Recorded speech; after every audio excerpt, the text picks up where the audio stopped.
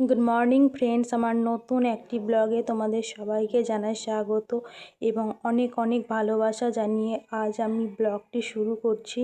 তোমরা সবাই কেমন আছো? আশা করছি তোমরা সবাই অনেক ভালো আছো। আমরাও খুব ভালো আছি। তো দেখো আমি সকালে রুটি বানিয়ে নিচ্ছি, যেহেতু তোমাদের দাদাভাই বারবার ভাত খেতে চায় না, তাই ও বললো সকালে একটু রুটি বানাতে, তাই রুটিটা বানিয়ে নিচ্ছি। আর পনিরের সবজি আছে, ওইটা দিয়ে রুটি খাওয়া হবে। আর এই সাইডে দেখো দুধ ছিল, আমি চা বসিয়েছি, দেখেছো? হ্যাঁ, এই দিকটা চা বসিয়ে দিয়েছি, একদিকে রুটি একদিকে চা হচ্ছে। তো সকাল সকাল আমি রুটি বানাচ্ছি, আর তোমাদের দাদাভাই পাশে আছে, ওর সাথে কথা বলছিলাম। আর একটু মৌ বলল আমি রুটি খাবো, ও স্কুলে যাবে, ওকে। তো এক বুনু কমেন্ট করেছো যে তোমার বড় মেয়েকে চা কেন দাও? কি বলো তো, ও দুধও খেতে চায় না, হরলিক্সটাও খেতে চায় না। তা আমি ওকে বলেছি যে আমি যখন এডিট করছিলাম, তখন তো আমি তোমার মেসেজটা দেখেছি, তারপরে আমার মেয়েকে বলেছি যে দেখো, তাই কোনো আন্টি তোমাকে মেসেজ করেছে, দেখো তুমি খাও বলে আমাকে বলল। তো কি বলছে, ঠিক আছে মা, তাহলে এবার থেকে দিবা, ঠিক আছে। তো আমি এবার থেকে দেব। আর ও খেতে চায় না, ও দুধ তো খেতেই চায় না, একদমই খেতে চায় না। না হলে তো আমাদের প্রত্যেকটা দিনই দুধ নেওয়া হয়, ও খেতে চায় না বলে তো, নাহলে তো কোনো সমস্যাই নেই, খেলে তো ভালোই হয়, তাই না? এই দেখো আজকে যে চাটা খাচ্ছি তোমার ওই মেসেজটা দেখার আগেই, হ্যাঁ। তো বুনু যে বলেছো, অনেক অনেক ধন্যবাদ। তোমার কথা শুনে আমার মেয়ে বলেছে যে না, আমি খাবো, হরলিক্স খাবে, ঠিক আছে। আমার ভিডিওতে যদি কোনো কিছু ভুল ত্রুটি মনে হয় তোমাদের, আমাকে অবশ্যই কমেন্ট করে জানিও, তোমাদের কথাগুলো রাখার চেষ্টা করব। কি বলো তো, হ্যাঁ, সব মানুষই তো পারফেক্ট না, তাই না বলো? তোমরা আমাদের শিখিয়ে দেবা, তাতে আমি অনেক খুশি। এই যে তুমি বললে কথাটা, আমার খুব ভালো লেগেছে। তোমার কথা শুনে তো আমার মেয়ে খেতে তো চেয়েছে, তাই না? তো দেখো আমি ওইদিকে রুটিটা বানাচ্ছি, আর এদিকে চাটা করে নিলাম। তো রুটিটা অর্ধেকটা হয়েছে, আর বাকিটা পরে এসে করে নেব। তো এখন আমি চাটা ছেঁকে নিয়েছি, দিয়ে একসাথে সবাই মিলে খেয়ে নেবো। তোমাদের দাদা ভাই তো ক্যামেরার সামনে আসতেই চায় না। তো আমি অনেক বললাম ওকে যে তো কি আছে, হ্যাঁ, আসো না, কি হবে। তো বললো ঠিক আছে, বেশি দিন কি বলো তো, ও কোনোদিন ক্যামেরার সামনে এসে কিছু কথা বলেনি, তো ওর জন্য ও আসতে চাইছিল না। বাবার মেয়ে দেখেছো কি করছে?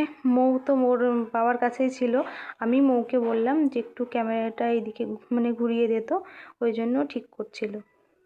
দেখো ওরা বাপ মেয়ে মিলে কি করছে। তো সকাল সকাল চা বিস্কিট নিয়ে নিয়েছি, এখন খেয়ে নেব। আজকে তো রোদ ওঠেনি, আজকেও রোদ ওঠেনি, রোদ যে কবে উঠবে তার ঠিক নেই। আমাদের ওইদিকে দেখো চা খেয়ে আমি এইদিকে আবার ভাত বসিয়েছি, ভাত, আর এইদিকে তোমার দুধ জাল হচ্ছে। যেহেতু ছোটোটা সব রকমই খায়, আমার ছোট মেয়ে সব কিছুই খায়। আর তোমাদের দাদাভাই বাজারে গেছিলো, তো বাজার করে নিয়ে এসেছে। বাজার করে নিয়ে আসার পর আমি রান্না বান্নাগুলো করে দেবো। তোমাদের দাদাভাই আসার পর থেকে আমার অনেক হেল্প হয়, অনেক কিছু আমাকে করে দেয়। তার থেকেও বেশি কী বলো তো, মাহিকে ও সব সময় নিয়ে থাকে, আর মাহি ওর কোলে যায়। আমার ছোট বাচ্চা থাকলে বাড়িতে কি বলো তো, ঠিকঠাকভাবে কাজ করাই যায় না, তাই না? ও যখনই কান্না করবে তখনই ওকে কোলে নিতে হবে। আর তোমাদের দাদাভাই আসার পর থেকে সব সময় ওর কাছে থাকে, আমি কাজগুলো ঠিকঠাকভাবে করে নিতে পারি, কোনো সমস্যা হয় না। তার মধ্যে তোমার দাদাভাই আমার অনেক হেল্প করে। তো আমি এইদিকে রান্নাটা বসিয়ে দিয়েছি, পেঁয়াজ কলি আলু ভাজাটা হচ্ছে এখন।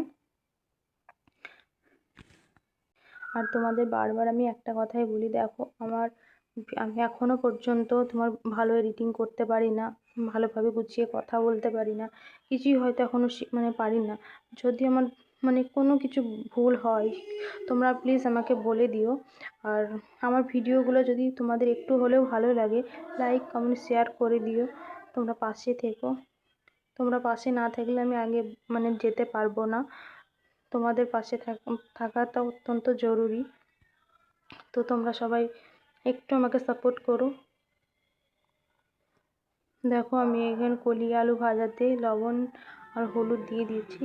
দিয়ে তোমরা কেউ সব, তোমরা তো হয়তো চিনি হয়তো অনেকেও খাও। হ্যাঁ, আমাকে একজন দিদিভাই কমেন্ট করেছিল যে হ্যাঁ আমরাও সব কিছু ভাজাতে চিনি খাই। তো আমরাও সব ভাজাতে একটু চিনি না দিলেও না কেমন একটা ভালো লাগে না। আর চিনি দেওয়াতে একটা টেস্ট, না দিলে আর একরকম টেস্ট। তাই সব কিছুতে আমরা একটু চিনি দিয়ে তারপরে খাই। কি বলতো, আমি যখন এডিট করছিলাম, ভয়েস দিচ্ছিলাম, তখন একটা ফোন চলে এসেছিলো। সে আওয়াজটা তোমার কি বলতো ফোনের মধ্যে মানে এডিট করছিলাম সেই সময় আমি আর কাটতে পারছি না। আমি তো কি বলো অত ভালো এখন এডিট শিখিনি। তা তোমরা একটু কষ্ট করে দেখে নিও। আর এইদিকে দেখো আমি কলি আলু ভাজাটা নামিয়ে নিয়েছি। আর এইদিকে ফুলকপি, আলু, মটরশুঁটি, বেগুন, বড়ি দিয়ে একটা তরকারি করছি। এইদিকে এই রান্নাটা করে তারপর লাস্ট মাছের তরকারিটা বানিয়ে নেব। এইদিকে আমাকে তোমাদের দাদাভাই অনেক হেল্প করে দিয়েছে, সব কিছু অনেক রেডি করে দিয়েছে। এই দেখো সব কষিয়ে নিয়েছি, তারপরে জল ঢেলে দিয়েছি।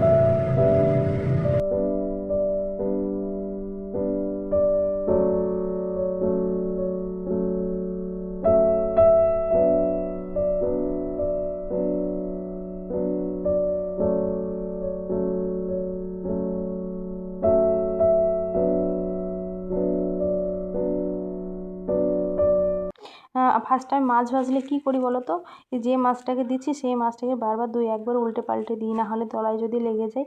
ওই জন্য ভালো করে কড়ার তেলটা তাতিয়ে তারপরে আমি 2-3বার করে ওদের উল্টিয়ে পাল্টিয়ে দিয়ে তারপরে আমি ভালো করে ভাজতে বসিয়ে দিই। নাহলে আমার কেন জানি না মনে হয় তলায় লেগে যাবে। আর এইভাবে দিলে পরে খুব সুন্দর, মানে তলায় লাগেও না, গায়ে গায়েও লেগে যায় না, খুব ভালো হয়, তাই না? তোমরাও আশা করি এইভাবেই করো আমার মতোই সবাই। আবার অনেকে আছো হয়তো নাও করতে পারো, তাই না?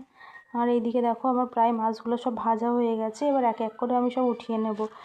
মাছগুলো খুব সুন্দর করে লাল লাল করে ভেজে নিয়েছি। আর অল্প করে ভাজলে না আমার মনে হয় যেন ভিতরে কাঁচা আছে, ভালো লাগে না আমার খেতে। আমার কেন, আমাদের কেউ খেতে পছন্দ করে না ওইভাবে। তো এই দেখো এইদিকে মাছগুলো এক এক করে ভেজে নিয়েছি। মাছ ভাজতে অনেকটা টাইম লেগে যায়, মাছ ভাজতে টাইমও লেগে যায়, তেল ছিটকে ছিটকে পড়ে। দেখো এই যে ওভেনটার উপরে কীভাবে তেল ছিটকে পড়েছে। এখানে হয়তো অতটা বোঝা যাচ্ছে না, কিন্তু তেল ছিটকে পড়ে খুব। মাছ মাংস রান্না করলে তোমার এই ওভেনটার উপরটা ভালো করে মানে না পরিষ্কার করলে ভালো লাগে না। তো আমি এইদিকে দেখো মাছগুলো সব উল্টে পাল্টে ভেজে নিয়েছি।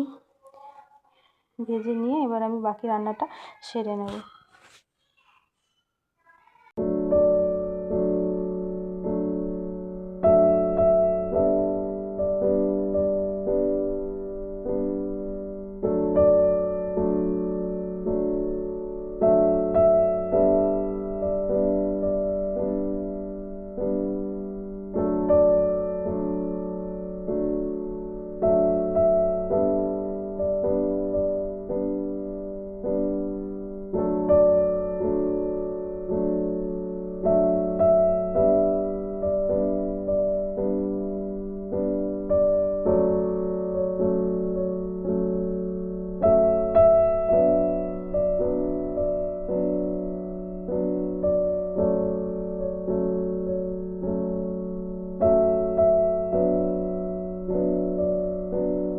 তো মানে ঝোল তো দিয়ে দিয়েছিলাম আগেই দেখেছো।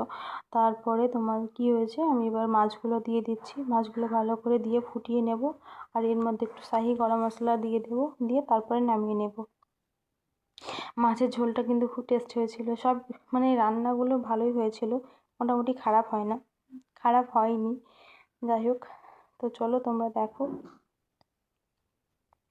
আর না এখানে সবই দেখিয়েছি, পেঁয়াজ কলি আলু ভাজাটা দেখাতে মনে নেই। আর এই ক্যামেরাটা কিভাবে ধরেছিলাম কি জানি, উল্টে গেছে, তাই না বলো, মানে অন্যরকম লাগছে। যাই হোক, তো তোমরা একটু ম্যানেজ করে নিও। আর এই দেখো তোমাদের দাদাভাই কত জিনিস নিয়ে এসছে, এত ক্যান্টিন থেকে নিয়ে এসে, যেহেতু আমাদের বাড়ির কাছে কোনো ক্যান্টিন নেই, তোমাদের সেই কাঁচরাপাড়ায় নয়তো ব্যারাকপুর যেতে হবে। ওই জন্য কি তোমাদের দাদাভাই যখনই আসে তখনই আসার সময় ক্যান্টিন করে নিয়ে আসে, যা নিয়ে আসে আমাদের অনেক দিন চলে যায়। তো দেখো কত জিনিস নিয়ে আসছে।